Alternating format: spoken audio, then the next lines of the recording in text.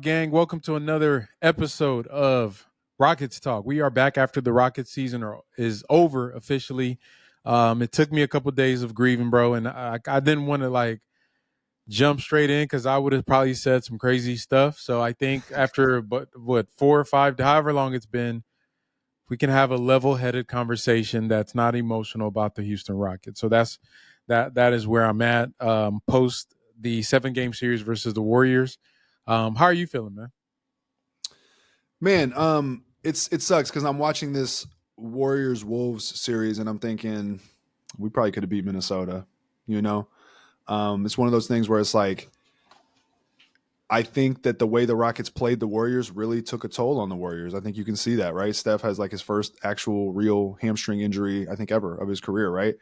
Not to say that's a positive thing, but just to say we really made that team work. I mean, they really that was a dogfight.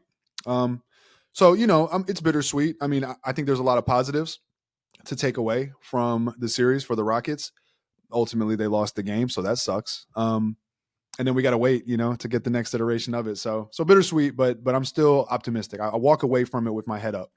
Yeah, I think generally probably after the initial night of reaction, you start seeing the silver lining in it.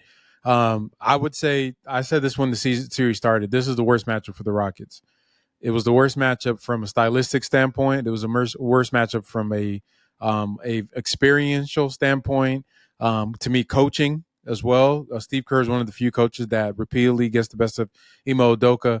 And even for some of our key players, you look at their numbers, and I think we talked about this in one of our pods. Sengun and Jaylen really struggle against the Warriors. They, for some reason, just have a number on them. And for them to push them to 7, and honestly, to me, a schematic move away from actually beating them, it does give you some kind of hope about what this team could be.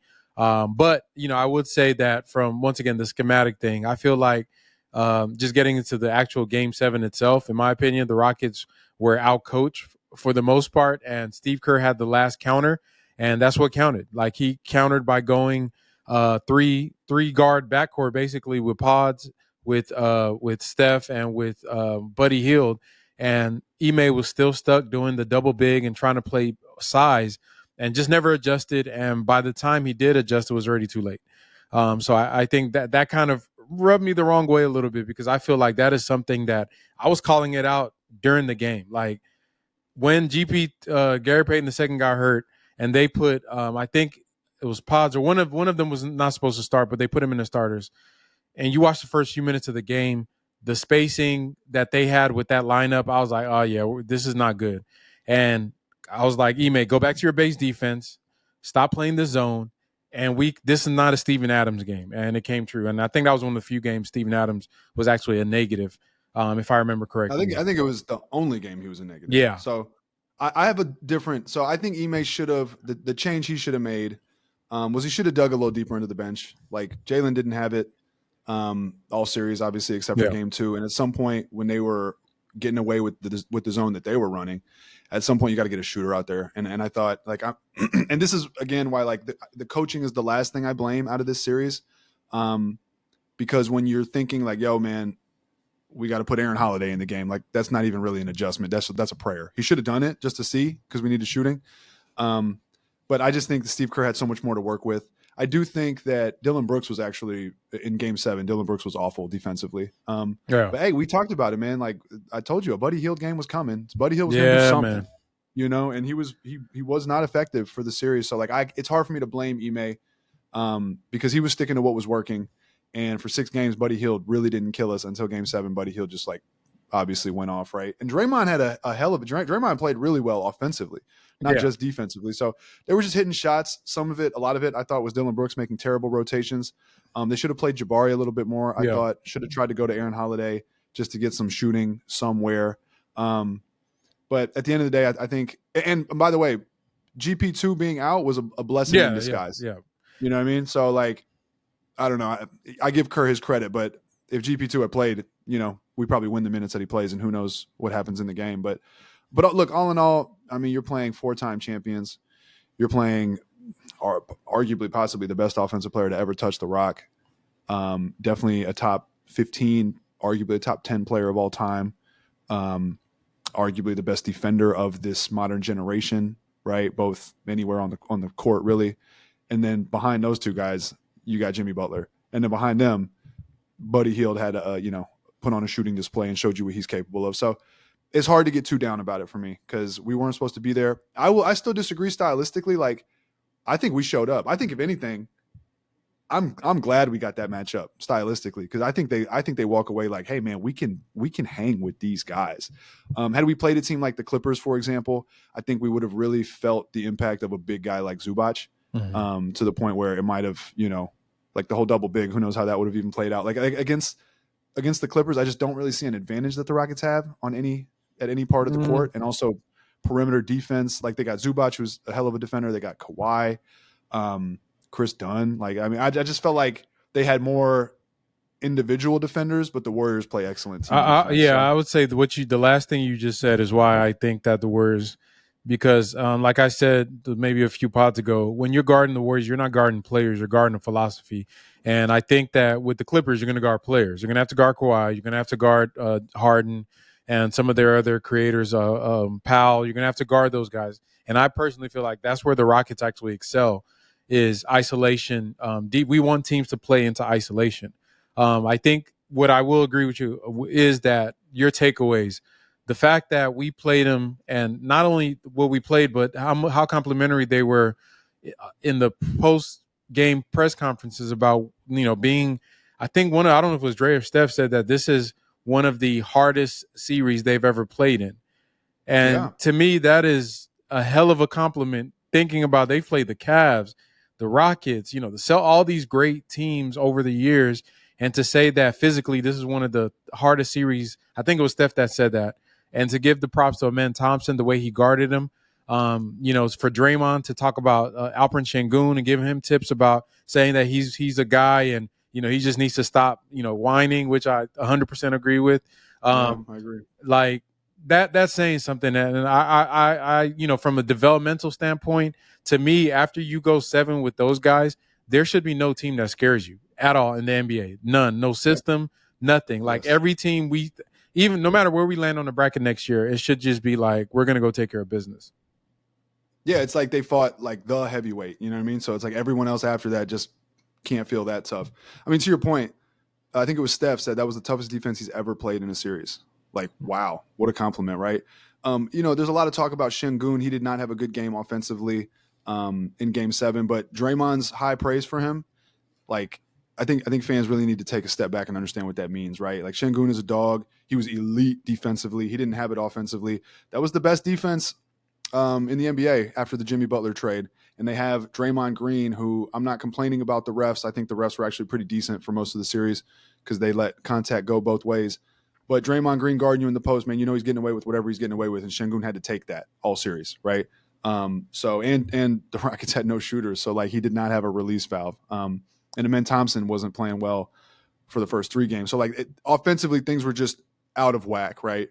But even despite because you're right? Like we have excellent individual defenders, so when you're guarding, like I think you said this, Amen Thompson guarding split action takes away from his gifts defensively, right? Yeah. Right. Like you don't need to be a big 6'7" athletic freak to guard split action. You have to have crazy like team connectivity to understand and help rotations, anticipate. Like you don't, but you throw him on Kawhi or Harden 1-on-1, he might give them a really hard series trying to fight screens, and you could still trap and do all those things, but they're going to want to ISO more so. But let's get into the players though. Like, so real quick. I just wanted to say, all that being said, we still played excellent defense in the series. We did. So, obviously they gassed out at the end and the Warriors did what they did, but that's because we could not score, right? The Rockets had like 29, 30-something points. And Steph had 3 points. I mean, we were losing the game, but like, I don't know what they had in the first half, but Steph only had 3 points. So they played very well defensively. It was just offense where that was the offense was really, I think all the ugly parts that we saw all year kind of came to a head on that Game 7. Like the lack of, real good ball handling, the lack of shooting, no go-to person per se. no offensive system to really counter what the zone the Warriors employed, because they started playing the zone, which for me, they should have ran more zone on us throughout the series. I think I'm not even sure if Kerr just waited for the right moment, because I think that strategically too, there's some coaches that they'll have something that works, but they won't use it until they have to, just to throw you off. And I really appreciate that about him. And I think, once again, I respect the Warriors as a team, as an organization, their coaches, their players, because they have that Patriots thing where it's you just, as long as you have their Tom Brady and Steph Curry, you can replace the parts. And Steph and Dre, to me, they're a pair. You can replace the parts with whoever it is. Barbosa, it's Pods, it's this guy. It's you just keep flipping through these random players, and they'll just keep doing what they do. So much respect to them, and I really feel like this series is a launching point for the Rockets. But let's get into what I want to do, bro. Let's talk about some of the main players throughout the main rotation players throughout the playoffs, and kind of what we saw from them, good, bad, and other. We can start with the head honcho, the new head honcho, not Kevin Porter Jr. Fred VanVleet. So let me start. So Fred, to me, he played pretty good this series. I would say overall in aggregate, I actually like how he played. Obviously, Game 7, he kind of went back to being the Fred that we saw a majority of during the season, not able to hit shots. But I think we don't get to a Game 7 without what he did. I really saw him elevate his game. I saw him elevate his defense on Steph. He played some great defense on Steph Curry, fighting screens. He kind of has a knack for guarding him. And we said that earlier. I also like the fact that his ball handling and just overall he just elevated his game in the playoffs. I know there's some discussions about his future here in Houston. I'm still I really don't even know what to think about Fred right now, because I get both sides of the argument. There's some people that want him gone. There's some people that want him to stay. To me, I understand both. I kind of want him to stay, but not in the same role. How do you feel about what we're looking at with Fred? So I do want him to stay. What that looks like contractually is the question, right? Do you pick up the option? Does he stay for $43 million, albeit as an expiring contract that you could maybe trade if you had to, kind of thing? Or do you restructure him? And if you do, what does that look like? Is it 3 for 90? Because that's kind of scary. That's the number I've seen thrown around. Yeah, online. And that's my guess at what it would be. And that's expensive. That's expensive, man. And plus, he already showed a decline this season, so he's only going to continue declining, right? So it could end up at one point where it's like the Chris Paul contract, except at a younger age.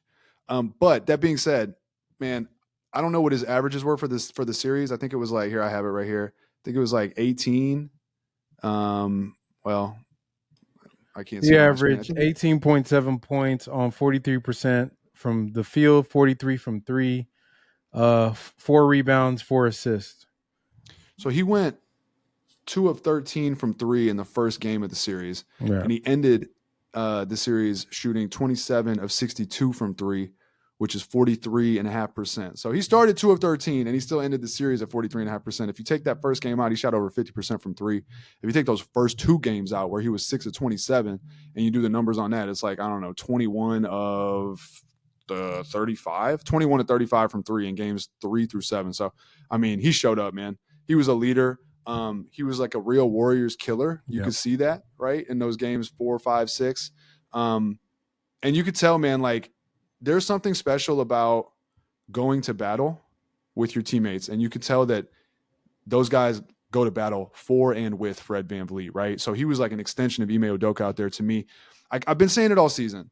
Fred VanVleet, that when he's struggling, it's because he's miscast as a top 2 option. And that's just really not what he is, right? And it really coincided with Jaylen Green playing poorly, right? And that's what it was like at the beginning of the season until Jaylen Green turned it on, but that's what it was like in the series. So our top 2 was Sengun, and Sengun was our leading scorer, and Fred VanVleet was our second leading scorer for the series, right? So he can do that, but if he's your 4th best player, right, now he's really valuable. And he also keeps turnovers down. So super, super pleased with Fred VanVleet, especially after seeing how Harden went out extremely sad in Game 5. It did because that's the whole we should have signed Harden, this, that. I just think it would have been like depressing to go through this Warrior series with James Harden Oh my in the league, God. right? Like, bro, Between they fought. Jaylen and Harden. Oh my God. Oh my God. I didn't even think about that. The way that Fred fought, and like, man, those games where he was dropping 27 and, whipping it from three, like Harden doesn't do that against Golden State. So super happy with Fred. Hope he comes back. But just got to understand what the intention of his role is. I think that's the key point is going to be his role. If they do restructure it, and let's not forget to mention that the Rockets pushed his. Did they officially do it where his deadline, which was 5 days after the season, and has been extended to the normal June whatever? I think it's July, but yeah, July so something. Okay, it, so to me, I mean, the pros and cons to me, I see the pros of if you pick up the team option for the $44 million. And shout out to the Thunder that just went off the $44 million that he would get. I mean, that's a big trade bait because I don't see that happening. And then his contract just expires and he just walks, right? So you assume the Rockets would try to use that to get something back, and that would be discussions you would have to have with him early on. And I don't know what that even looks like. If they do restructure his contract, I think that what you just said about him being the fourth player, we cannot have him in a perfect world. He shouldn't be like the lead primary ball handler and like decision maker for the Rockets. If they're trying to elevate their team, and this is assuming that we see development, whether from external circumstances, whether bringing in a player or from Jaylen and the men on the Rockets to kind of take over that role. Because I totally agree with you. If as Fred and Sengun are your two-headed monster, you're probably not going to beat a lot of the elite teams that have the Lucas and LeBrons and you just need more talent and more just God-given ability to just break defenses at that level. And he just doesn't have that. So I'm cool with Fred. But I'll be even cooler with him if he is taking a third back seat. In fact, if they could find a way to bring in somebody or just take him off the ball or just have him as a kind of a 3-and-D guard or even come off the bench, that'd even be better for me because there's something that I saw online that I totally agree with. I don't know if you said it, I don't know who said it, but those reps that he's getting, I would rather just give those to Amen Thompson and let him start. Yeah. Just use this season because I think Amen is one of the players that he's so impactful on winning that he could still explore his game in the regular season and you can still win games because he's not just like a crash dummy. So yeah, that's kind of my view on the Fred thing. And also when we talk about Ime Udoka, just reiterate, Rockets' top two players in this series were Alperen Sengun and Fred VanVleet. All right, so Coach wasn't perfect. We can talk about some of the mistakes, but like he didn't have much to work with compared to the other side having Steph Curry and Jimmy Butler, right? So just keep that in mind. All right, so let's talk about Dillon Brooks now. So now you pointed out earlier his defense was definitely problematic, and somehow his shot making just went away. Let me see. He shot 34% from 3-on-4 attempts, which isn't terrible, but just felt like to me that in the moments where he usually made big shots, it just wasn't there in this series for him. And he played some okay defense, but to me, he was getting cut on a lot.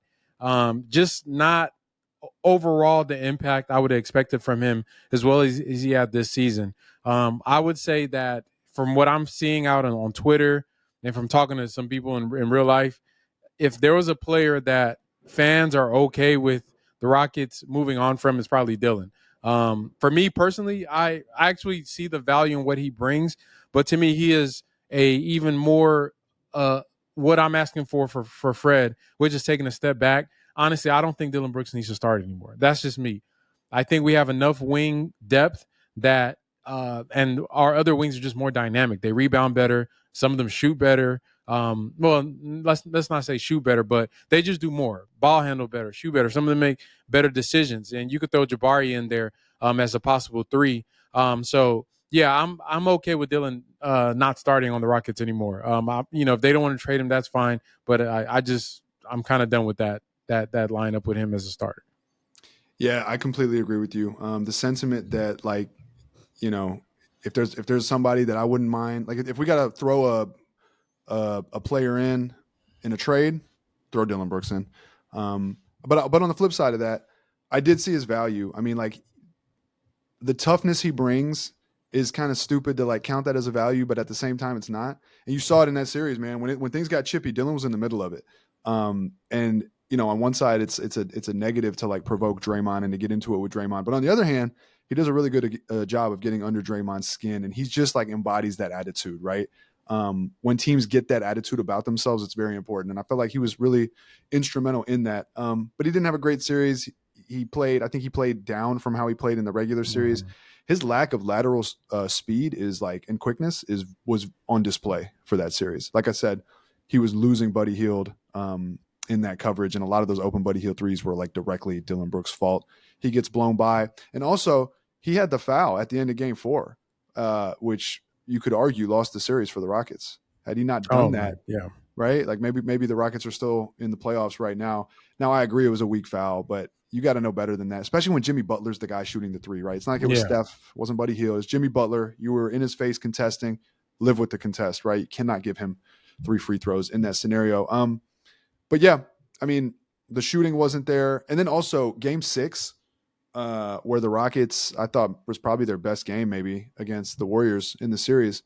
He was on the bench when they made that big run, right? And like that, to me, that was the moment where I was like, they don't need Dillon Brooks to get this done. And I think he only played 19 minutes because of foul trouble, but he ended up +1 in that game. And the other starters were like +17, +20 and all that. So like there was a big gap between how he contributed and whether or not they really need him. So I agree. Yeah. So yeah, I'd like to see either Jabari or Tari get those minutes from him. If not, Which one? If not, which one? You talking about out of the two? Yeah. I don't know. We don't talk about each of them, so I guess I'll let you. Okay. Also, go ahead. Also, shout out to the Rockets because they signed Dillon and Fred to be like those, transition pieces. And 2 years in, like that's exactly what they've been. It's looking exactly like what they did. Yep. Yeah. And shout out to the Rockets for that. Okay, let's jump into it. Let's go to Tari. Since you brought him up, Tari was a mixed bag for me. Yep. Some good. We got to see a good, I think, 2 games out of the series. He was impactful.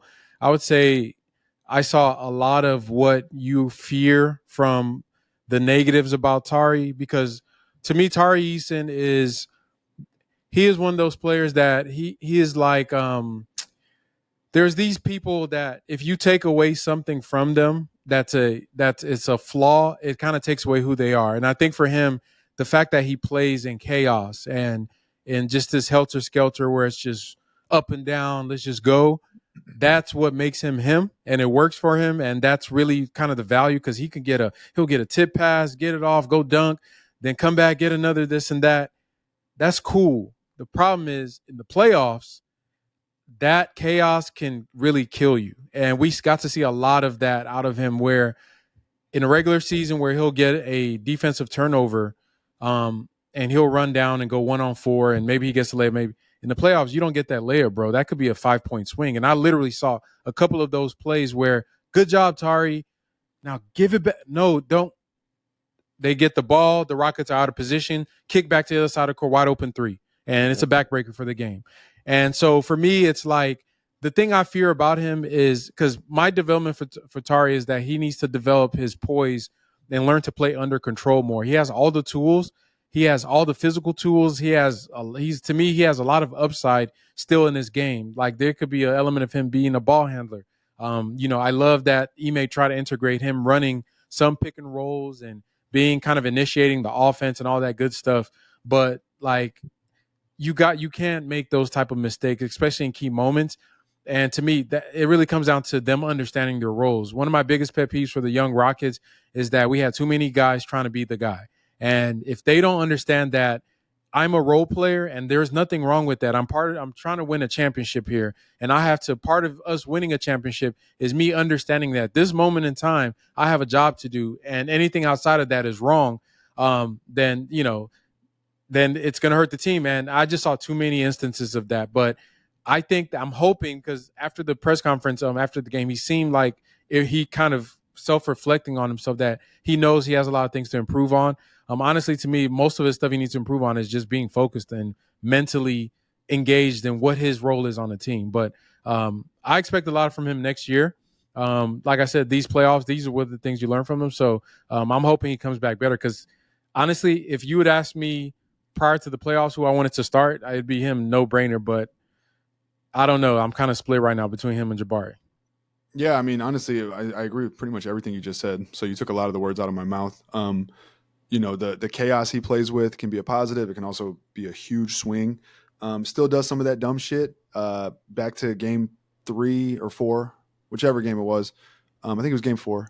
He fouled Kawhi, right, at the end of the third quarter for no reason on an inbound pass with like a second. You or mean two not left. Kawhi? You said Kawhi. Butler. Jimmy Yeah, Butler. yeah. Sorry, That was, oh my god, that was crazy. Yeah, and the Rockets lost by what, 1 point, 2 points? Yeah. So like technically that could have been the game. Obviously, I know how we analyze games, but I'm just saying like that was a big moment, especially because the Rockets were like making some, a push, and then he has the stupid foul. You give just 3 points, and Ime was furious, right? So he still does some of that dumb shit. Unfortunately, he shot well. He shot like 37%, I think, on 19 attempts. So that was nice. His rebounding was down. He didn't make that same impact on the boards. But I think he lost some value to me. Not like, oh, I'm down on Tari Eason, but I just feel like I've always thought Tari's a role player, right? Maybe it's a small, but some segment of Rockets fans think like, oh, you've heard people compare him to Kawhi Leonard. And people think like, he's just a role player to me. And role players can be expendable, especially when you're in a situation where you're only playing 8 players in the playoffs. But it was his first series, so a guy like Tari who just plays off emotion and heart, and like that's what drives his game. I'll give him a series to like maybe settle in and hopefully bounce back. But yeah, the mistakes, you cannot make those IQ mistakes. If you're going to be that type of role player, you got to be reliable, smart, high IQ. You can't be the one that's making the mistakes, right? So. Bro, 18.9 minutes is his average. Would you have thought that Tari Eason would only average 18 minutes? As impactful as he's been in his tenure as a Rockets player. So to me, that just shows that Ime didn't trust him. Yeah. And 18 minutes. Yeah, 18 minutes is crazy because Jabari got 20. So we can move on to Jabari. I would say for me, Jabari was a very pleasant surprise. In the playoffs. I don't think I had much expectations for him. Him being one of the, I think he is. Yeah, he's the youngest player in the pretty much in the rotation. He might be the youngest player on the team. I think. No, Reece Shepherd is. But as the players playing, he's the youngest player. 20 minutes. He shot 50% from the field, 45% from 3 on 3 attempts. Hit some big shots. 80% from free throw. He averaged, just 7 points, but. I think to me, the biggest thing with him that he probably could have gotten more minutes, he struggled on defense. And I know it's people won't be able to tell because it looked good, but if you're watching from a bit like the bird's eye view of him on defense, he could not keep up with the motion of the Warriors, especially on the weak side. He was losing players, a lot of rotations he wasn't making. And you could even see in some of the games where everybody's looking at him and he'll just have his hands out like, damn, what am I supposed? So he had a lot of blown defensive assignments, and I think that's why, as good as he was shooting and the spacing and all the stuff, the lineup data with him, Sengun and Adams, I'm sure Ime just like, we just got to just kind of pick his spots with Jabari. I still think he should have played a lot more than he did. I think that in the zone the Warriors were playing, we could have used him a lot more to break that zone. I would have loved to see him play in the middle of the zone where Sengun was, just turn around and shoot it. As we've done earlier in the season when teams are trying to play zone on us. But, it is what it is. But I actually love what I saw from him. And I would say my views on him after the playoffs are definitely much, much, much better than they were prior to. I agree with that. He hit big shots. That was the biggest thing for me. It was like there were numerous times where the Rockets needed a bucket and he drilled a 3. 45, 46% from 3 on the series, 10 of 22. And that's huge, right? And that's what, like, that matches what he was at Auburn. He hit big shots at Auburn, so he's got that in him, and we've seen him hit a couple game winners for the Rockets. So to see him do that in the playoffs against the Warriors was really encouraging. Totally agree about defense. He was not reliable, and that's what people don't understand. I do think he should have played more. I agree with that as well, and I even tweeted that. But that's what people don't understand defensively. Like when people talk about Sengun and some of the other weaknesses, manning up is one aspect of it, but against the Warriors, man, you got to be crisp with passing defenders off or passing the guy that you're guarding off, making the rotation, knowing when that split action comes, who's taking high, who's taking low, right? And there are numerous times, like, visibly he went high when he shouldn't have, and so the backdoor cutter was his fault, and they just got like one of those classic Warriors backdoor cut layups. And those are the types of things that Ime probably sees and goes, oh man, all right, sit down, right? I can't trust you. And then also, well, it was discouraging. There was a possession where the Rockets really needed a bucket. I can't remember, game 6 or 7. And he posts up Steph and, like, just nothing. You know what I mean? Yeah. There were a couple possessions too where, like, he tried to drive and he just straight up lost the ball, either lost the dribble, got ripped. And so kind of in the same vein as, like, with Tari, I need Jabari to understand he's a role player, right? If he wants to go develop into a star, like, he's going to have to be on a tanking team because he's not going to get the reps or the ability to do it on this Rockets team. I do think Ime Udoka needs to adapt the offense. Yes. And we can talk about that later. And if they do that, Jabari Smith would be a great piece to use as a movement shooter, as we have all speculated about and talked about since drafting him, and we just haven't seen it. They've just used him as a spot up shooter for the most part. So I think he has a lot of potential as a movement shooter, but I do think he should have played more. I thought that he was really impactful for the Rockets. And I agree, like, after seeing what he did in the playoffs, I was like, okay, cool. Jabari, I think, is a solid piece. I don't think he's going to be a star, but I do think he's a contributing, winning basketball player. Yeah, and I'm a quote Uncle Mike from Twitter. This is what he said about Jabari when we were drafting him. He said Jabari. What's his? He has. I forgot what his phrase for Bari is. But I think he says book of Bari. The book of Bari. Yeah, you're right. Yeah. He said Jabari is a player that's never going to hurt you, which even he does hurt you sometimes. But the sentiment is that because his skill set is so, it's vanilla in a good way, like a 6'11" shooter that is, when he gets to his point, he's going to be he's a decent defender that plays good defense and hustles.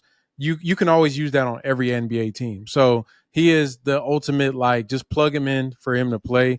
Like I said, he's 21 years old. He is going to get better. I feel like he does have a lot of growth to do physically. So he doesn't get punked by players like Steph in the post-ups and things like that, and get out-muscled by Draymond and some of the other players that we see. But yeah, I definitely I'm higher on him than prior to the playoffs. Okay, let's go to men. Go ahead. Real quick, let me amend Mike's phrase from he'll never hurt you. He'll definitely hurt you. But his style, his play doesn't go out of style. Right. I think that, like, that's kind of generally what he meant. Yeah. Right. You can plug Jabari Smith into any era of basketball and he'll be fine. He'll be something, right? He'll be in somebody's rotation. Yeah. Like, he looks straight out the 70s or the 80s to me, honestly, if you really think about it, right? Like, can't really dribble all that well, but has the polished ability to shoot, hit, from mid-range, hit the post-up fadeaway, hit a three-point shot, tough on the boards, all that kind of stuff. So yeah, he's a classic. His game is just, there's always a place for what he brings to the table. Yes, sir. All right, Amen Thompson. Amen he had two series to me. The first half was bad. He was really, really bad. The second half was amazing. And for a young player, and people forget Amen is a sophomore in the NBA. So second-year player. He's not a third or fourth-year player. He hasn't even got the quote-unquote third-year leap yet. For me, same old. I still think, as far as all around what you look for in a blue-chip prospect, physical intangibles, the heart, all that good stuff, he is number one on the Rockets when it comes to that. Now, that's all in theory, because at the end of the day, what the Warriors did exploit from him and most of the series was his inability to shoot, and they really took advantage of that. And a lot of the lineups that we put out there that couldn't score is because they were just packing the paint and helping off of him or Steven Adams, whoever it was. For me, I think I am way more encouraged about him, though, because what he showed me is that he is not the Ben Simmons of a mentality type of player where, because you're taking something away from him, he's going to shrink away from the situation and become like a passive shell of himself. He actually elevated his game as the series progressed, even till game 7. He was one of the few players that was on like pretty much the entirety of the game. So I think that Amen, to me, his career is going to be based on him. If he actually like continues to put the work in, I think first things first for him is not a 3-point shot. His handles needs to be good enough for him to probe the paint and reset his dribbles without picking up the ball, because a lot of the trouble he gets into is when he gets downhill because his handle is shaky, he picks up the ball early, and if he doesn't have a lane, he's going to do a jump pass, and he had so many turnovers trying to get airborne because he already picked up his dribble on the drive, and you can't do that against a good defense. So get those handles tight where you could navigate the paint. Like John could get right to the basket off straight handles. If he can't do that, then he's going to struggle all the time in the playoffs. I think if he can get that, I want him to work on that. I want him to use next season to craft and cultivate that skill set, because I still see a world where he is a point guard or point forward or whatever you want to call it. I don't think he'll ever be like a, like a real Chris Paul, but the Russell Westbrook thing, I think is really on the table for him, where he's just a rim pressure threat every time he touches the ball. But the defense was just exclusive. Steph talked about it. He did everything. Like, to me, you just saw. I always keep in mind these dudes are young, bro. Like, for a second-year player, what he did in the playoffs, struggles and all, I'm good, and I'm looking forward to what he has for us for his third year. Yeah. So one thing I want to talk about, and I forgot to bring it up with the other players, but is who improved their play from the regular season in the playoffs, right?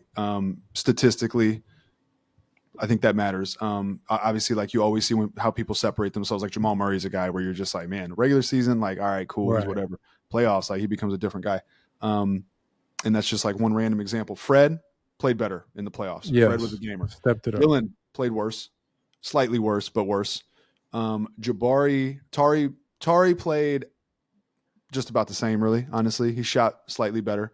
He rebounded worse. Jabari, and with both Tari and Jabari, they had less minutes, so you got to judge it like that, right? They had more limited roles, but like, did they do certain things better? With Jabari, 45, 46% from three, like that's, I think in the playoffs, that's significant, yeah. Right, in the playoffs, right, yeah, like a whole 10% more than the regular season, right? So I think that's pretty significant. That being said, Amen Thompson for the series, 16, like 7-3-ish, which is better than the regular season. But then over those last 4 games, 20 points, 8 rebounds, 2.5 dimes, 2.5 steals, 1 block. Did it on 55% from the field, right? So he definitely rose. What I love about Amen Thompson, and the reason I'm so high on Amen Thompson, and one thing I didn't understand about him until we started watching him more, and caused me to change like how I, what I think the outlook is on Amen Thompson is, man, that dude processes the game in real time at an elite level. And then on top of that, he will turn around and fix his mistakes in real time. We saw it in the series, bro. Like when I first saw him playing with the Rockets, I was like, yo, Amen Thompson's a project. It's all there, but it's going to take a while.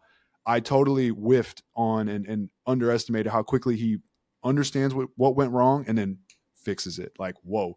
And so you saw it in the series, right? First 3 games, the Warriors totally took him out of the series. And then the last 5 games, right, he averaged, like I said, 20, 7, 8, 2.5 times, whatever. What's interesting is he was in the first 3 games, he had 13 assists. He only had 23 assists in the series. 13 of them came in the first 3 games. And the Rockets, he did not play well. Amen Thompson did not play well. But then when he started attacking, he really started to play much better. And one of the big things about him, man, is Game 7, everybody looked dead.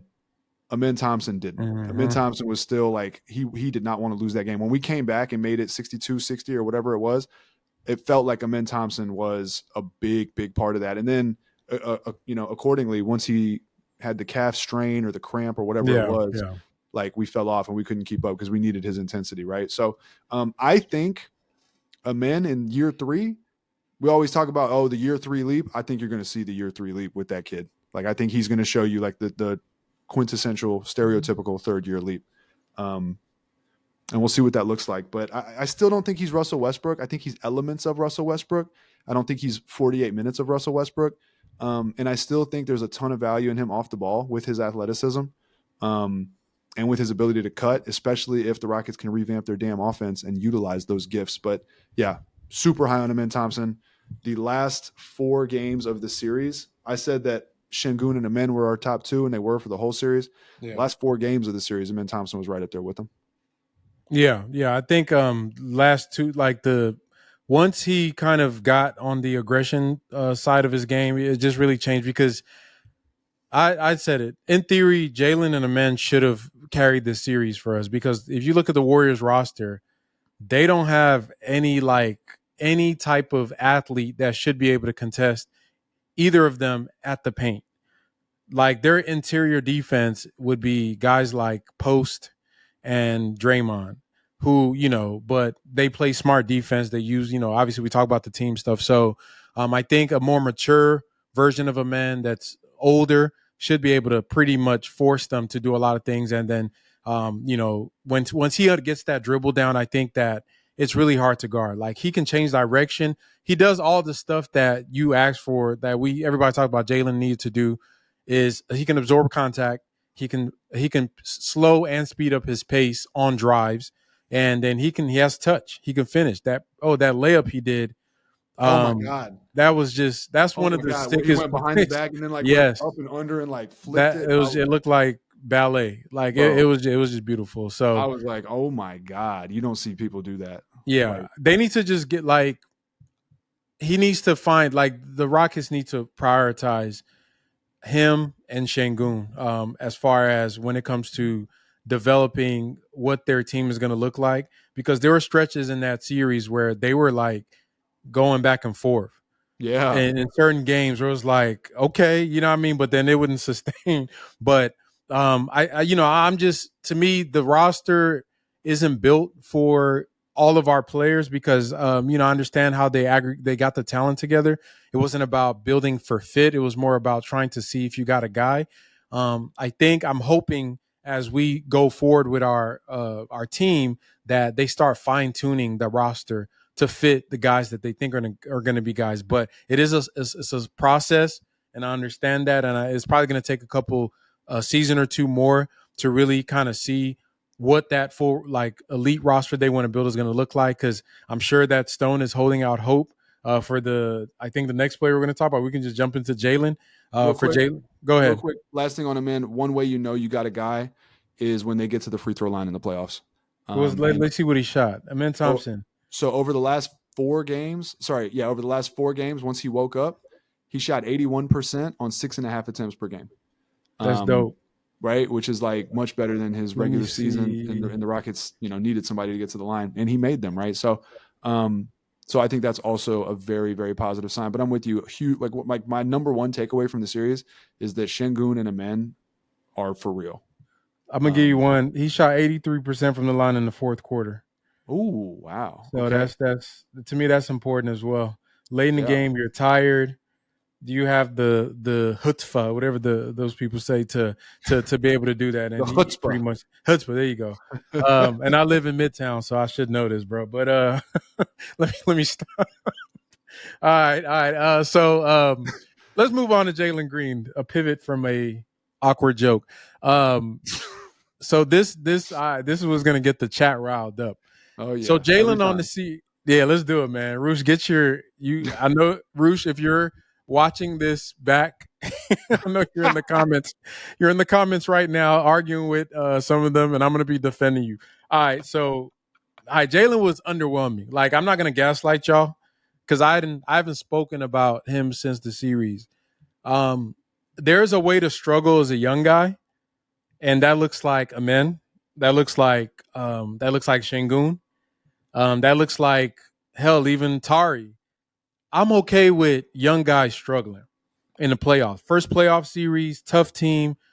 Your percentages are ugly, a lot of turnovers, but you put it all out there on the line. I personally didn't feel like Jaylen put it all out there on the line this series. I felt like he shrunk away from some of the moments. And to me, the excuse that Ime gave of they were blitzing him, it was like we're not dumb, bro. Like, Jaylen Green is being blitzed and trapped damn near for 2 years now. Yeah. And even when he was going on his tear, when Sengun got hurt in March, teams blitzed and trapped him, and he still was able to get off. Obviously, it's the playoffs, but that is not what I saw. Like, yes, he was getting blitzed and trapped, but there were plenty of moments where he had single coverage and he just wasn't able to get around really bad defenders. Um, he just seemed rushed.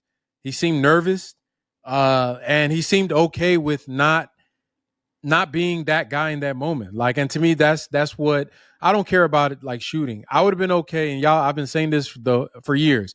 If you're in the playoffs and you go 6 for 22 on a shooting, and you're the team's primary scorer, you did your job, bro.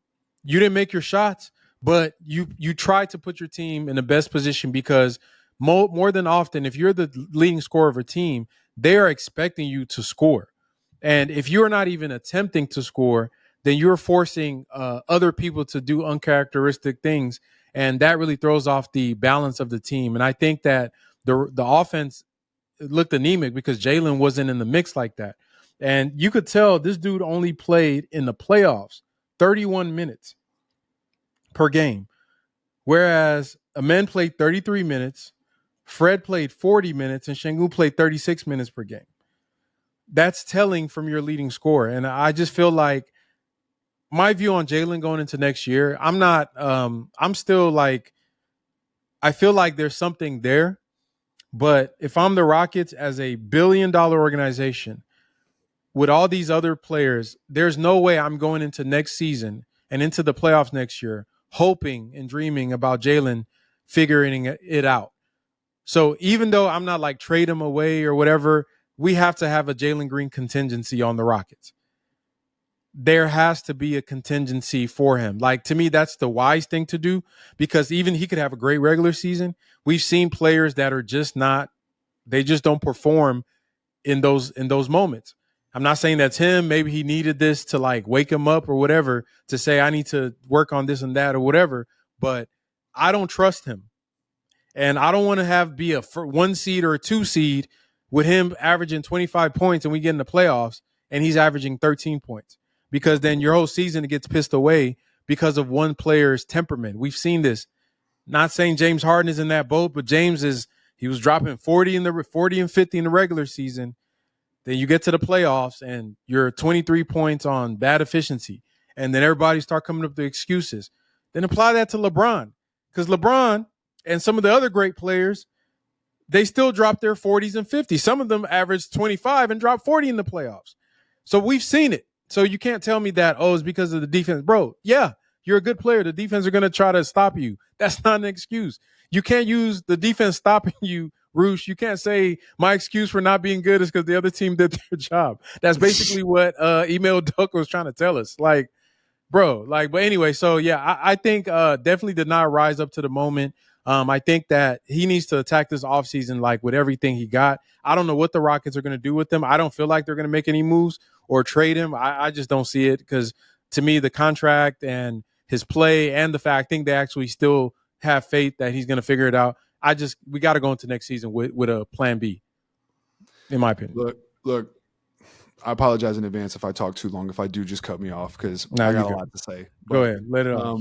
So, number one, weak mentality. He has a weak mentality.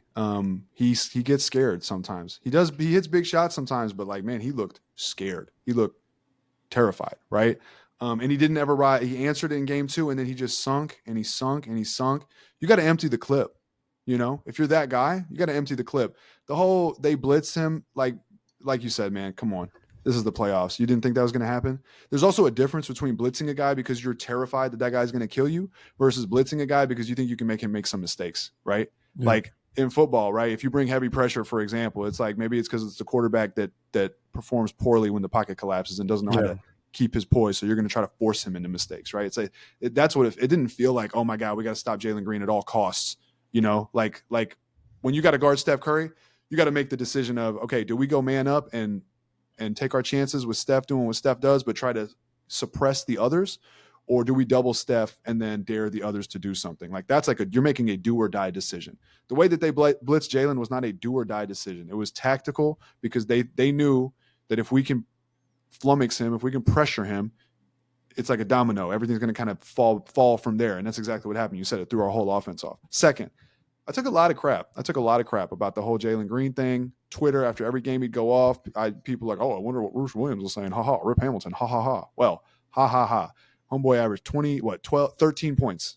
13 points in the series. If you take away game 2, and I know it doesn't work that way, but 6 games out of 7, my guy averaged 9 points a game on 31% from the field, on 19% from 3. I don't even want to know what the TS percentage on that is. It might be under 40. I don't know.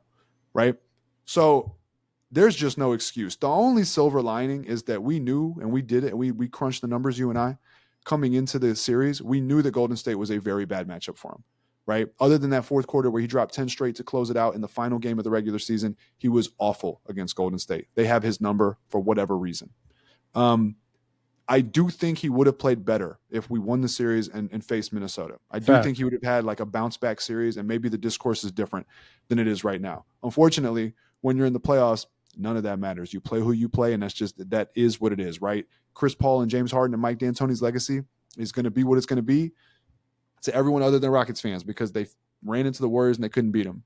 It's not going to be, well, but, they ran into the greatest team of all time, and if not for an injury, blah, blah, blah. Like, you just get judged on the results, right? And so the results of Jaylen Green are poor. I took great laughter and joy in the clip of Kenyon Martin saying verbatim that the Rockets should use him like Rip Hamilton. I thought that was hilarious. And the reason, by the way, again, is not that I think he plays like Rip Hamilton or that he's going to be maximized like Rip Hamilton, but it's because of these types of moments where he's on the ball and he has nothing. When that's the case, you got to find a way to be effective. You got to find a way to get open. You got to find a way to do something to create space for your team other than standing in the corner and letting your guy double off. He made 8 threes in game 2. He made 5 in the other 6 games combined. Wow. Less than a 3 a game in the other 6 games combined. That's crazy. Right? So you got to find, he was a total negative, right? He wasn't, his assists, I think like 2 or 3 assists a game, like nothing phenomenal. So you got to find a way. And with how athletic he is, like, man, if you just run around and create some chaos, like you could take someone with you, you could get some momentum for yourself, get some rhythm for yourself, find a way to force your way to the basket, because you damn sure we're not doing it off the dribble, right? So I thought that was interesting. But, where I'm at with Jaylen Green, and this is the issue that I've always had with him, is that he doesn't have a go-to move. He doesn't have a go-to skill set. He's just fast, which is cool. And that works for some people. And I'm going to use a phrase here that I know will get some hate in the chat. It's like a volume scorer, or a microwave scorer, right? Like, he looked like a microwave scorer in that series. He looked like a microwave scorer that didn't have it, right? And that's what you get when somebody that's like just like a micro. I'm going to say it as many times as I want just to piss people off. When you get a microwave scorer who's off, that's what it looks like. When they're hot, it looks awesome. Right. When they're off, it looks like that, because they're not affecting the game in any other way positively. I will give him credit. He was good on defense. He was. And that's why he played, right? That's why Ime didn't go to Holiday or Cam Whitmore, because he was like, all right, I'm going to hope at some point Jaylen figures it out offensively, but in the meantime, he's executing on defense. Okay. And so I give him credit for that. But he doesn't have a go-to move. It's just a step back 3, and he's not really that good at the step back 3. And that's why in the playoffs, when the defense is schemed for you, he has no tactic, right? His whole game is like, let me just kind of bounce it side to side, back and forth, and then boom, I'm going to explode. But when they got 2 defenders coming at you, or when they're packing the paint and that's all you got, and you're not finishing at the rim, what else is there, right? We even saw him in game 7. There were 2 possessions. I think it was either 2 times on the same possession in a row, or it was 2 possessions consecutively, where he got by his guy and he had space. He could have easily pulled up a midi or hit like a little fade midi or anything. But he was scared and he pulled it back out and passed it and did nothing with it, right? So he has no go-to move. And that's the issue, right? If you're going to be a go-to guy, wing player from the perimeter in the NBA in the playoffs, you got to have moves, like go-to moves that create separation reliably, and then you can hit that shot. He doesn't have that. Speaking of guys that rise in the playoffs, like Jamal Murray, like if I would have told you in the middle of the season when Jaylen Green was going off, hey man, would you trade Jaylen Green for Jamal Murray? People would laugh you out of the building, right? In that playoff series, if the Rockets have Jamal Murray, they probably win. Yeah. So interesting to think about it that way. And yeah, now we're done with the regular season. Like, who are you in the playoffs is now a relevant thing. And mentally, man, his game seems too volatile mentally, right? When he is mentally dialed in and locked in, he can be as good as he wants, and we've seen it. but he gets shaken easily. And when he gets down, he continues to get down on himself, and he continues to get down on himself. And then it has that trickle down effect. And that's what you saw. So I'm fairly certain the Rockets will not trade him this offseason. I don't even think they're going to explore trading him this offseason. Maybe I'm wrong about that, but that's the vibe that I get. But they do need to find a contingency plan. He could still figure it out. He's still young. Like I said, He could have bounced back against the Wolves. Like, it's not over for him. But he has now lost all benefit of the doubt from not just Rockets fans. I mean, you should hear the way that other fan bases and objective like commentators talk about him. The NBA is out on him. He is RJ Barrett at this point. So the burden's on him now. It really is. And I think, to me, to summarize him, it was a tweet that Brendan Jennings put out. He simply said, Jaylen Green doesn't know how to play basketball. And no. But I know he didn't mean it in a sense of. I know what he means. You know what he meant, right? I mean, it's what I was just talking about. Yeah, he doesn't know how to play basketball. Not that he can't hoop. Jaylen can hoop, but he doesn't understand basketball. And if you understand the game, and what Roosh was just describing, when they're talking about the traps, and even Doris Burke or whoever was calling one of our games was saying, look at the difference when Fred invites the trap. All the commentators are basically trying to talk him through in the middle of the game, like, bro, they're giving you what you want. Like, you gotta, you gotta do this. Stop going here. Stop trying to dribble out of it into the defense. Invite it, then set your teammate up. Like, that's basketball. And Brandon Jennings simply just said, Jaylen Green doesn't know how to play basketball. And he didn't mean it like he's not a talented basketball player. Dude can't. His reading of the game for a primary ball handler is not where it needs to be a primary ball handler for a playoff team that's trying to win against a really, really good team. And I honestly do agree with you. If we played another team that plays like simple drop coverage, he would have killed, because the reads are pretty much easy. The Warriors, they do so much different stuff and disguise. It's almost like they will blitz you one play, they'll play you straight up, they'll switch, and they're helping so far. The nail defenders are damn near next to the primary defender. Like, so the reads, it really does confuse, and even Sengun struggled with it. So I get all that, but yeah, he really did. Go ahead. Also, Fred, I want to point out, because the whole blitz conversation drives me nuts. Fred VanVleet got blitzed as well. He still got off. You just alluded to it, right? He would invite it, and he would know how to play off of it, right? It's like in a fight, like when somebody, like, you're anticipating the right because you're ready to dip it and then to use that momentum that came at you, right, against the guy that you're fighting. It's like the blitz comes, you're waiting for that timing. You might even like dip off to the left so that they kind of veer over just a little bit, and then boom, use that momentum against them. You go, and you're anticipating the elbow or the corner defender or whoever's down there at the nail, whatever, to help over, and then you're anticipating that drop off. And we saw those plays where Fred would wait for the blitz. He would time it such that when their momentum was forward, he would attack. He would draw the extra defender, drop it off, bucket. Like, it's right here, right? And that's all it is. And with Jaylen's athleticism, like, if he had the mental and the processing, he would have smoked it in a positive way, but he didn't. So I think, even Steph gets blitzed probably more than anybody. He still he knows exactly how to 30-point games against us, because even if the initial showing is a blitz, to me, one of the things he did wrong was he waited too long to even initiate and invite it, because if you're like playing around trying to size it up, by the time they actually blitz you, there's only like 8 seconds left.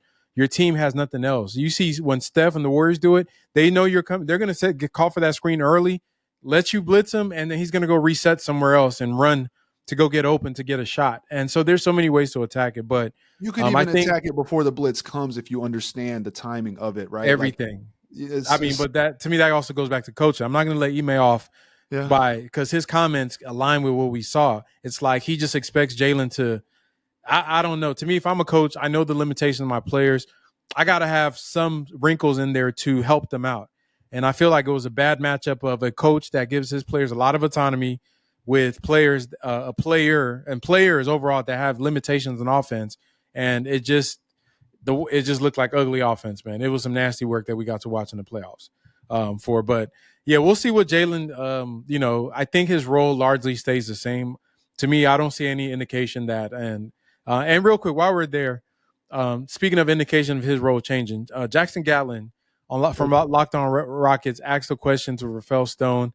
I think, I don't know verbatim, but basically asking them that what do they see, or what are their views on the fact that when Jaylen's on the court, the team doesn't play, they play worse than they do when he's off the court. And Stone's response was, that's a flawed question. And to me, one, that's on brand for Rafael Stone, because he always has this lawyer talk where instead of addressing the actual questions people ask, he tries to attack the underlying premise or the presuppositions that the person has, which is just nasty work for a G. Like, bro, just answer the question, because data is data. Like, overwhelmingly, if y'all want to know the numbers for it, so when Jaylen is on the court, this is from Cleaning the Glass, 5,497 possessions. The Rockets are a +3, right? We're a winning team, a number 2 seed. When he's off the court, 2,273 possessions. We're a +11. So that's damn near a 10-point difference, right? That's the difference between being one of the best teams in the league and, being the 4th or 5th best team in the league. So that is objectively factual that the Rockets are better when he's off the court. To me, the question is not flawed. The response was just weird. If you're Stone, give us the reasoning why you don't agree with that question. That is a valid question to ask, because one of the reasons I could, if I was Stone, I'm looking at the lineup data. The second most lineup we have is the starters with Amen Thompson in place of Jabari, right? That's 649 possessions. That's the second most, ahead of our regular lineup with Jabari starting. That's a negative 7.4. So that is that's a lot of possessions of a negative. But if you look at it, the third most is with Amen and Jaylen and Dillon and Tari and Sengun, 308 possessions is a +22. On the negative side, when he's off the court, the most frequent lineup is only 130 possessions. So if I'm Stone, I'm going to say the sample size of the lineups that you look at for Jaylen being a positive, there is a 300 possession lineup that has him as a +22, whereas the largest positive sample size with him off the court is only 130. So I'm going to say, well, if we played certain lineups more, he might be a positive. I could say it's the people we pair him with. There's so many things. But to attack Jackson's questions, and to me, that's not even, because I expect that from Stone. The worst part was the laugh by the other media members in the room. That was so weak, because y'all are already weak as a Houston Rockets media. Let me just, the local media is so they're so bad at being critical of the Rockets. Go ahead. Kiss ass. They kiss ass, bro. Y'all have to understand one of the reasons, bro, we started this channel is because of that exact reason. Fans and media have a part, and I truly believe this. They have a part in pushing a team towards a championship, because if some of the worst teams, worst sports cities in the country, in any sport, they just accept losing, right? They go whatever the teams are saying. And some of the teams that have dynasties, and they don't play. The fan base doesn't play. The media is aggressive, because it's all part of the game, bro. We have a certain pressure that we put on the franchise. The media has a certain pressure they put on the franchise. It's not always right. Sometimes it's ugly. Sometimes it's stupid. But at the end of the day, you are the customer, right? You should demand certain things, whether they hear it or not. It does help your team say, you know what? Our team hated that, or our fans hated that. Let's try to be better. Or there's a lot of negativity about this player and the fans don't like it. Maybe we should move them, or we shouldn't be doing this or that. So yeah, to me, that was just wrong. Like, just laughing, like, come on, bro. Y'all got to be more objective than that. I won't make it personal, because I could, but I won't. Don't. I won't. But I agree with you. It's unfortunate. And that's one of the reasons I do what I do, right? On this podcast, on Twitter. I believe hard truths make you better. And that's any aspect of life, right? So like you should never be hiding from a question or whatever. And you should never be afraid to ask certain questions, right? So I agree with you, man. I mean, it's just kind of weird and laughable, ironically enough, that people don't ask hard basketball questions. Like, that's just as simple as that, right? They want like nice little narrative bow gift wrapped, like, oh, this is a cool, fun story. It's like, nah, man. I mean, let's get into the nitty gritty of it. We just lost a series, and Jaylen Green didn't have a good series. Let's talk about it. Like, we should be able to do that. As far as Stone with the question, I agree. Like, discrediting the question, I think is a mistake. Some people say, "Oh, Stone had a point about, I can manipulate data to tell you whatever I wanted to tell you." Yeah, obviously, right? Like numbers don't lie, but you don't always have the context to make those numbers, Yes. say what they're supposed to say. I get that. And I get, I thought the weirdest response to the whole thing was, you expect them to trash his trade value in the press conference? No, I don't expect them to do that. What are you talking? What? It's not even like on the menu of options of things we're talking about. All I'm saying is, discrediting the question, I think, is a weak move because it's a legitimate question. I expect him to sidestep, but you got to be prepared for that question, and or something like it, and you got to be, prepared with like a savvy little sidestep, like, hey, I know the numbers you're talking about, but we see things a little bit differently. If you look at the lineup data, or if you look at whatever, you look at the sample size, whatever, we can have that discussion, but we just see it differently. Like, you could be so political about it and be done with it. But to attack the question, I just thought was weak. It's like, come on. So man. that's a flawed question. Yeah. To me, that if I can't give you a objective number that is open to interpretation, to Stone's credit, and it be flawed, then what are we even doing? Like, imagine we lost the game, and I go, hey, coach or Rafael, the team didn't play up to par. They didn't play as good as they normally do. And he goes, well, that's a flawed statement, because by our metrics, they played really well, even though we lost. Like, what is that? Like, you could apply that logic to any question. To me, it's crazy. I just I think that they just need to do a better job with being able to talk to the media, and I think that the media has just accepted that the Rockets just aren't transparent, and they're okay with it as long as they get to write their little think pieces about, oh, Jaylen Green's new summer workout, or Alperen Sengun and the trainer they fly. Like, bro, just, we love all of that, but at the end of the day, people want to believe that what you guys are saying is actually real. And I think when Jonathan Fagan retired, I don't know who you can actually trust to actually write a story. Not that you have to write hit pieces, but like, sometimes we just need to hear what's going on and hear the point of view. To me, those are invitations for the coaches and the front office to share their insight about certain things. It doesn't have to be, oh, Jaylen sucks. Just like you said, just tell us, yeah, these are some of the lineups, be smart about it. Give an insightful answer. And by the way, Jonathan Fagan, very good at his job, super professional, tons of love for Jonathan Fagan, but I don't think he was critical, at least not. He's the most. He would at least. He's what I would call balanced. He's the Fox News of. No, but he's balanced. I just I don't think anyone. Honestly, I think the most critical questions I've seen have come from Jackson. The most like. Or McMahon when he's in Houston randomly. Oh yeah. But I don't consider McMahon to be Houston. Yeah, he's not local. He's not local. But you know what? You know how you could have answered the question too? Hey, kid had a tough series. It happens, but we have a ton of faith in Jaylen Green. Done. Right? Like, you just throw your backing behind him, and it is what it is. So anyways, yeah, it was nice to see the question because it's something we talk about all the time. Thought they should have been able to answer it a little bit better. But either way, whatever. Yeah, man. And Jaylen was actually in the playoffs. He was a positive on the court. FYI for anybody asking, which it's because of defense. Yeah, the defense, and he just couldn't score, couldn't do really anything with putting the ball in the hole.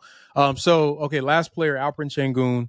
Actually, I will talk about Steven Adams after him a little bit. But for Sengun, to me, I leave this series, I'm on 100, about him, because the 4 years leading up to the playoffs, what was the number one narrative that we heard in all sorts of contexts about Sengun in the playoffs? Sengun's going to get played off the court on defense. And he might have been one of the best defenders in the series outside of Draymond. When it just comes to, some of the clips that I've seen, like the rotations, him navigating, kind of being the quarterback, him and Steven Adams. Steven Adams was really impactful. Their 1-2 game on defense was just elite. The ability to trap Steph, to recover, to have multiple closeouts and still guard in isolation, all in the same possession. This is not no gimmick, like real defense. And I think that the fact that we're able to see that at such a high level was a huge positive. Obviously, the offense was a negative in his efficiency. To me, the shot selection was trash.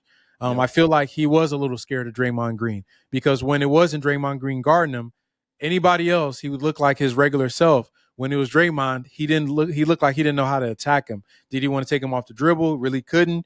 You want to back him down? Draymond's really strong, and Draymond was fouling the hell out of him. So it's like it probably compiled in his head. But I think that and my takeaways from it, those things are the least of my worries. Like he was drafted as a offensive talented player. That was his leaning, was an offensive wizard that could pass, play make, could score off the post and do all this stuff.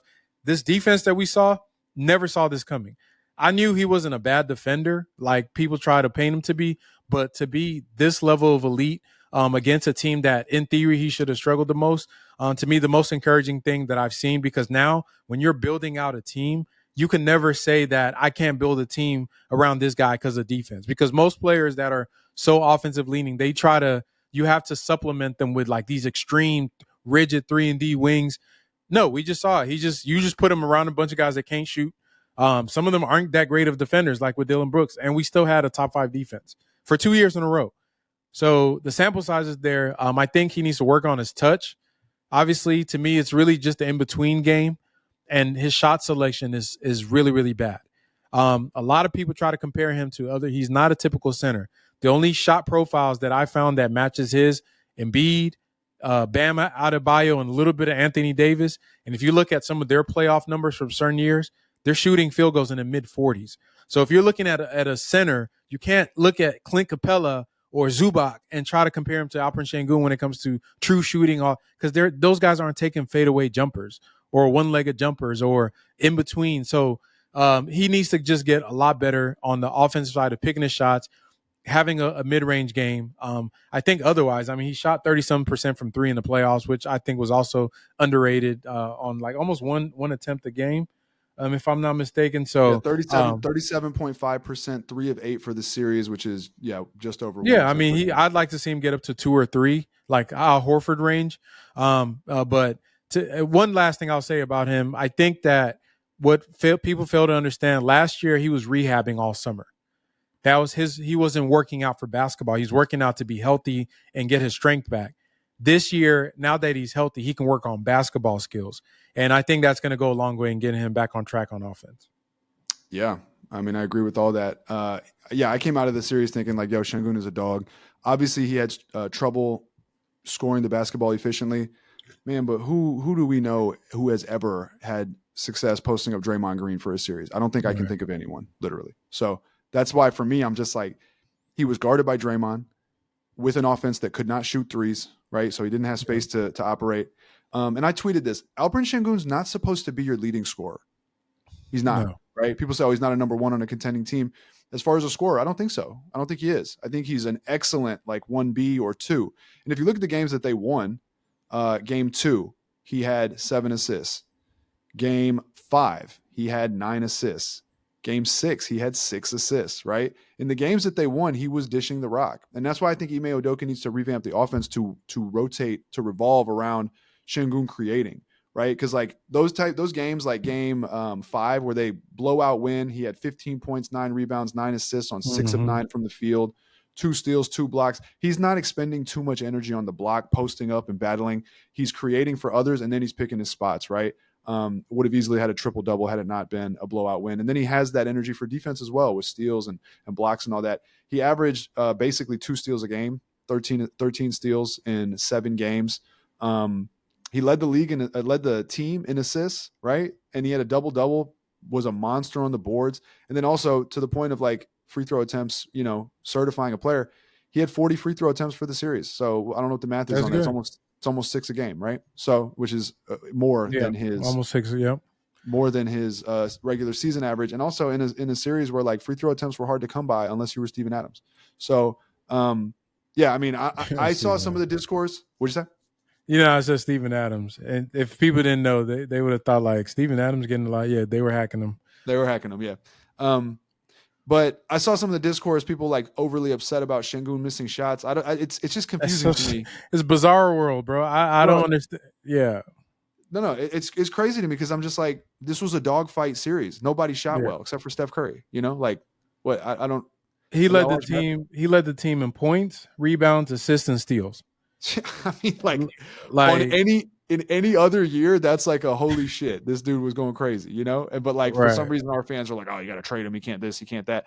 And then to the point of defense, I thought he was going to be better at defense than people thought. But to your point, I did not think he was going to be that good. When he had those possessions where he was like literally in Steph's grill with two hands out 30 feet from the basket, I was like, yo, I did not think he was ready for that. And he was going toe to toe with Draymond. And you saw Draymond give him that respect. Draymond doesn't just hand that out. I don't know if you've ever watched the Great British Baking Show by any chance. No, No, that's definitely too white for me. But yeah, I've never heard of that show. They make some crits on Netflix. They make some crazy desserts, and it is an excessively white show. But one of the judges, he's like famous, I guess, in the UK. I don't know. His name is Paul Hollywood. But like when someone really, really, kills it, he gives them a handshake. And so like he doesn't hand those out liberally, right? Like when you get a handshake from Paul, it's like, oh my God, I'm gonna call my family and tell them Paul gave me a handshake. So for Draymond to give out that praise, like that's real, And again, people forget this. It's funny, man. We hear, oh, Jaylen Green, he's only 23. Alperen Sengun's 22. Yeah. I think people forgot that as well. So all in all, could not be more thrilled with how him and Amen Thompson played. And like if I'm the Rockets, I'm looking at that and I'm like, okay, we have two very real building blocks. We got some other pieces around them. We have a lot to work with and a lot to be excited about. Yeah, big facts. Okay, real quick on Steven Adams. I know he is an expiring contract? Yeah, he's done. He's a free agent. Okay, so do you think the Rockets re-sign him? Because I liked how he looked down the stretch of the season, especially after January. I love the double bigs lineup. I think that he brings even though to me, like there's bigs that could do certain things different than him and kind of simulate some of the stuff he does well. I don't think there's anybody that could create the rebounding ability and the gravity he has on the interior. And I think something works with that. I'm still curious about that pairing with him and Sengun, and then maybe kind of build around it a little bit better. Not building around Steven Adams, but I kind of like what I saw with that because it does cause a lot of issues for teams. Do you think they're going to pursue him, or do you think the price is going to be too high? Because I think his price went up. I think his price went up. I hope that his age and injury keep some teams, at bay. I'd like to bring him back. I think the Rockets would like to bring him back. It's just about the price. He's a real vet. Like when we talk about vets, what we saw from Steven Adams, like that's what a vet does. And chemistry is hard to replicate. Like you could go get another big, okay, but are they going to play the same way with Sengun, right? Like it's proven with Adams. You don't have to worry about that variable. So that's big to me. And again, yeah, you want to maximize your best players. Steven Adams clearly maximizes Sengun, right? As we talked about, it creates the matchup disadvantage where you either got to put a smaller guy on Sengun or you got to put a smaller guy on Adams and you get dominated on the boards. Also, he showed us something protecting the rim. Steven Adams isn't like for his career, he's not like a, shot blocker. But man, he had 4 blocks, I think, in that one game. Like when he wants to block shots, he will. And so he's a 16-game player, right? So you re-sign him with that in mind. Reminds me a lot of Nene on those old Rockets teams. Yes. Not maybe they don't play the same, but just that impact where like Nene would miss games in the regular season, wouldn't play back-to-backs. Like you could tell sometimes he was holding back. But then when it was time to play, like Nene was there and he was a man, you know what I'm saying? And so it brings this different element to that team that just makes them harder to play against. The enforcer, it's like it's a classic cliche, but it's also very valuable. So real quick, one of the few players that I didn't never see Draymond Green try to mess with was Nene. Like, Nene. Yeah. He never did nothing. Yeah. Nene did not play that. That dude was about his business when he was on the court. And Steven Adams is the same way, bro. Like nobody's gonna play Steven Adams. Like when the guys in the league know, like that's how it's real. And that's a big, large, strong dude. Yeah. So I think we can. Do we miss anybody? I think we went through all the main people. Obviously, we have the Young Bucks, Cam and Reed. Just overall, I think that they're just gonna. I don't know. I think the more serious the team gets, if they don't make, well, I don't know. I think Reed is going to get a chance. I think Cam is going to be. He's putting himself as the odd man out right now because as the team advances, some of the development stuff starts going by the wayside where they start actually need real contributors from the bench, not just theoretical. Well, we're going to work on this guy, and you could possibly see something as soon as this draft of a player that is probably older than Cam Whitmore that comes in and you just contribute right now. Like if the Rockets do end up drafting in the middle of the draft, they trade back or whatever it is. But I'm hoping they figure it out. I expect a lot out of Reed Shepherd this coming season. To me, Reed is because he is physically limited. His impact is not going to be felt to like his year 3 or 4, because I think he has to develop the entire game for you to see it. You could throw out athletically gifted players and they'll figure it out just by just being faster, stronger early. For players like Reed, he has to marinate in the NBA. Then you'll see like his real value. So that's my read on him. I think that he's gonna slowly progress. By the time he gets to year 3, 4, he's just gonna pop, and you're just gonna see it. Like, where did that come from? The Rockets think very highly of him. I think he's a part of their like internal improvement plans, and I just hope they're right because it's easy to get excited and to be like, oh my God, these guys are so young. They have the whole future ahead of them. But I am on the skeptical side because windows close very quickly in today's NBA, right? I know people are like, man, we're not the Kings. Okay, fine. But you can make some comparisons. Everyone thought no one thought the Kings were like a little flash in the pan and they were going to go away. They were like, oh man, Sabonis hit his stride. Fox has finally like become a star. Malik Monk has hit his role. Kevin Huerter's a nice young player. Like they thought it was all boom and it's upside from here. And they maxed out that 1 year, 48 wins. And then they quickly went downhill. And now De'Aaron Fox is no longer even on the team, right? So, or you could look at the Grizzlies, right? Like the Grizzlies, when they went toe to toe with the Warriors in that second round, I was like, oh man, these guys are like, this is a championship team for the next couple of years contending. They're going to be that team. All it takes is your star player getting involved with guns or someone getting hurt, right? Like I think people really underestimate how devastating an injury could be. Amen Thompson scares me, by the way. He plays so athletically and so explosively that like he could get hurt. I'm not going to wood. I hope he doesn't. But like those are the types of players that get hurt. And if you lose an Amen Thompson, for example, even if it's an ankle, he always rolls his ankle. You could fall in the standings and your season could be over, right? Or it could be drastically changed. So windows close quickly. I hope the Rockets are making the right move, and I hope that their evaluation of Reed is correct with how much stock they're putting in him. Yes, sir. Well, with that said, we can go ahead and kind of end. This one went probably over an hour. I guess it made up for all the days we missed after the season ended. Off seasons here, so the stories are going to come out. We'll try to keep up with what's going on with the Rockets. Let us know who is your player that you want to review. Let us know in the chat or in the comments. Go ahead. Hold on. The one thing we didn't really go back and forth on before we wrap it up, Ime Udoka. Oh, the coach. I mean, to me, Ime is Ime. He didn't show me anything different than I already thought. From what I think that he's a great coach. I think he is a great culture setter. I think he's a great defensive coach. I think his offense is very basic and rudimentary. I also think he's very late on adjusting. And I think that those flaws are heightened in the playoffs, but especially against elite coaches and players. So I think Steve Kerr overall made the best tactical decisions as the series went along. Even though we had them on the ropes, it just came down to who adjusted last. So I still think Ime, I think he's developing as a coach. I've seen him change. I'll give you some real quick. The way they played Steph with Boston is totally different than how the Rockets played him. If you like, he was so boneheaded in the way they were playing him. They stuck to their defense of having a kind of a shallow drop with Horford, or they would just switch it out. Whereas now he dedicated to just blitzing him as much as he could. And if worst case scenario, we'll just send a double if we can't get the blitz right. And you might get burnt once or twice, but to me, that's growth. Like he wasn't prideful or anything. He just did what he had to do to win. So he is also this is fourth year, I think, as a coach, a third year. So hopefully he learned from this series and he moves on going forward. I saw the comment he talked about offense, that he wanted to establish defense, and now I think he was lying, but he said something about like offense is now where he's going to be focused on. We'll see. He said that like recently? It was something. Yeah, it was I don't know if it was in the Vanessa interview or one of the articles that somebody wrote after the season, that he says that he's an offensive coach too, and that's something he wants to start opening up or something along those lines. Y'all could find out in the comments or in the chat. What about you? Yeah, I mean, I will give Steve Kerr a lot of credit.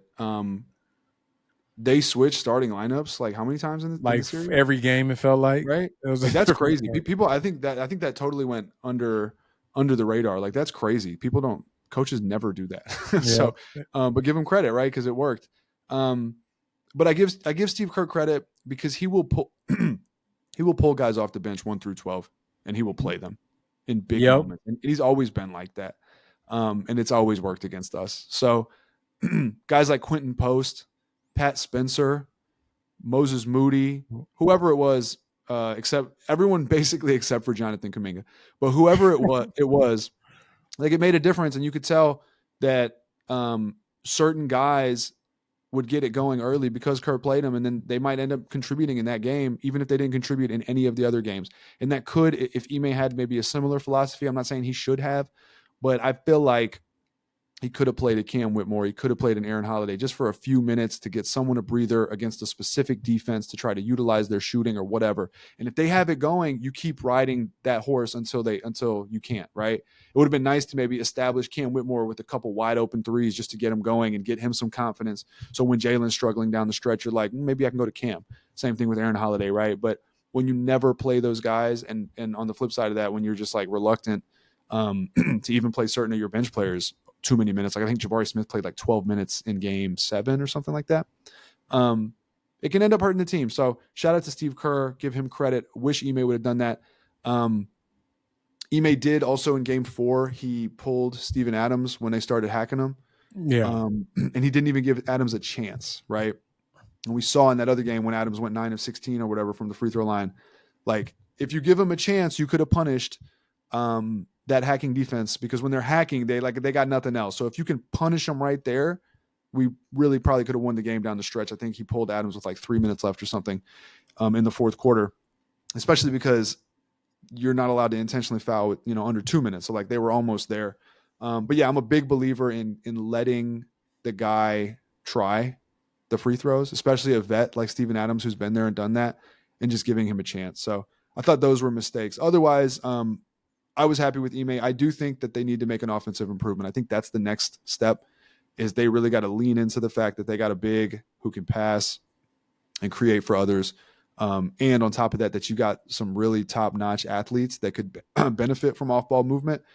So that's the next step for Ime. But yeah, I do feel good about him as the head coach. So. Yeah, I do. I think that, well, he's really, I mean, getting us to a number 2 seed, playing the way we did, you have to feel good about that. And to me, if I'm Rafael Stone, I try to straddle the fence of being patient with the team, but also trying to give him more pieces to be able to work with, because you've seen what he's done with a ragtag bunch of young, talented players, the Fred VanVleet, Dillon Brooks. Imagine if he actually had some if they did make a star level trade to add to this team. So I think Draymond said it best when he was talking about the Rockets and their potential. He said, the thing about the NBA, I'm just paraphrasing, he said something like, when you're on the way up, you're on the way up, but it's basically saying that could change in a flash. Like just being on the come up, you're on the come up till you're not on the come up. He says something like that.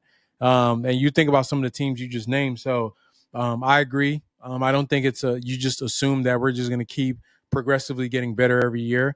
Injuries happen, players get moved, the NBA changes, a new power team comes out that makes it. So you have to have a sense for your windows, but I still think that the Rockets are doing the right thing playing the CBA. I think calls for them to keep doing what they're doing, and also playing the teams that are winning championships now are really homegrown. The super team era is kind of phased out, and it's really these Denvers and Milwaukee's, these teams that have core four guys that have been together for 3, 4, 5, 6 years. The Bostons of the world. So even the Warriors, kind of one of those first iterations in this modern era. The way that it used to be. It used to be, yeah, with the Spurs and the Bulls, and so Utah. we're getting back to that. Getting back to that. The Lakers, etc. So, but yeah, we can stop there. Y'all let us know in the comments and in the chat who is your player of the series, and kind of give us a review just like we did. What was good, what was bad about them. I want to see what you guys have to say so we can argue with y'all. Appreciate you, Roosh. We did this is damn near an hour and a half, bro. So y'all can leave us alone for a good month at least. That's my fault. Yeah, no, you're good. We had a lot to talk about. It was a great season, a long season for the Rockets. First taste of the playoffs, and we came out with a lot of positives. You know, even though we talked about some of the negatives on the spot, just the overall sentiment I think for both of us is that this team, to me, this is going to be the launching board for them going forward. And it's just what are these guys going to do with it? But with that said, if Final word. Go ahead.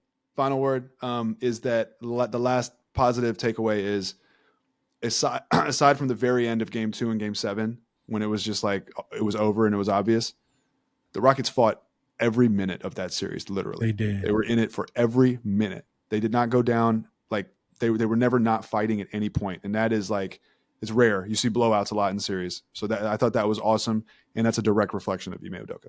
Big facts, big facts, big facts. If you like this video, make sure you hit the subscribe button. If you're new to I messed that up. If you are new to the channel, make sure you hit the subscribe button. If you like this video, hit the like button. Keep rocking with the Chop Shop. We're going to keep dropping that fire.